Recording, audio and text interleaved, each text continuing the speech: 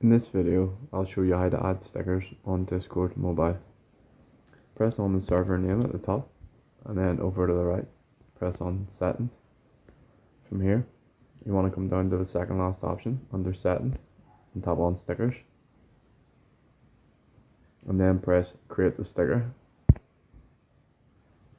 Next, you're going to upload your sticker, and it will open your phone's gallery. And you simply choose the picture that you want to upload.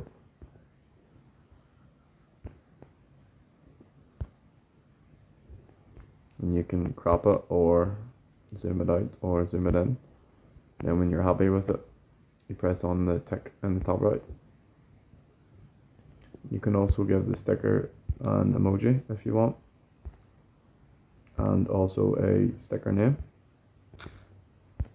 When you've done that, you simply press save at the bottom. And that's how to add a sticker on Discord Mobile. If you found this useful, please like and subscribe.